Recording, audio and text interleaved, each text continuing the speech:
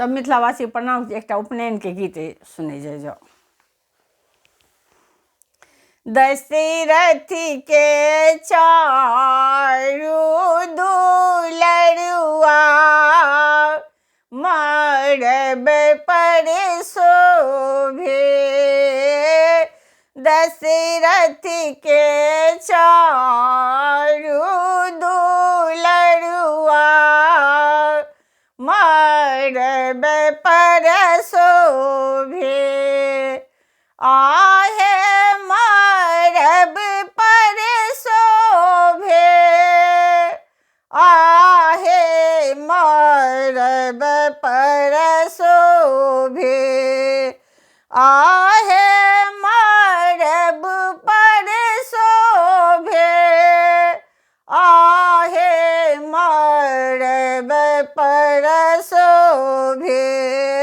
दशरथ के चारू दुलरुआ मरब पर शोभे।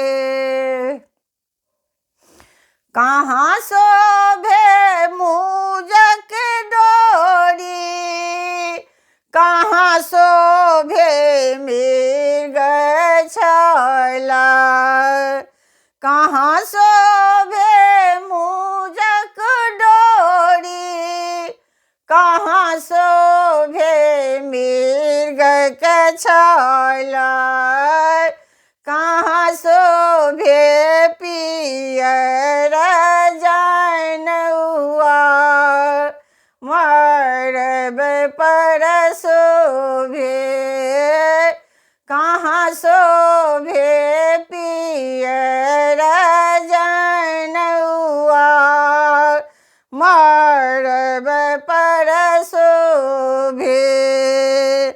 डाढ़ शोभे मूजक डोरी।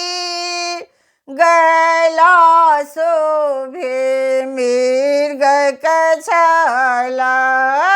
डाढ़ शोभे मूजक डोरी। गला शोभे मृग के छाला। कान्हा शोभे पियर जनुआ मरब पर शोभे। कान्हा शोभे पियर जनुआ मरब पर शोभे। के देलनि मूजक डोरी। के देलनि मृग के छाला। के देलनि मूजक डोरी। के देलनि मृग के छाला। के देलनि पियर जनुआ मरब पर शोभे। के देलनि पियर जनुआ मरब पर शोभे। नौआ देलनि मूजक डोरी।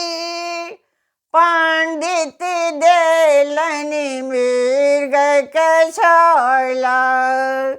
नौआ देलनि मूजक डोरी।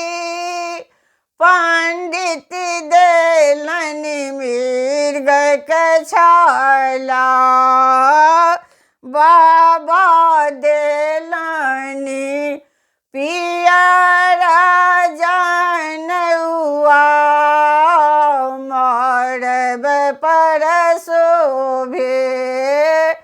बाबा देलनि पियर जनुआ मरब पर शोभे।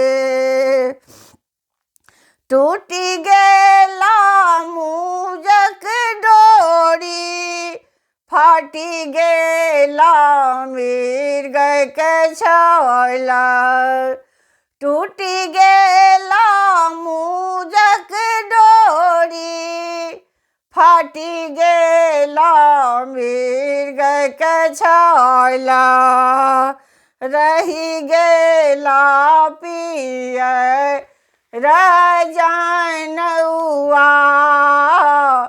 मरब पर शोभे।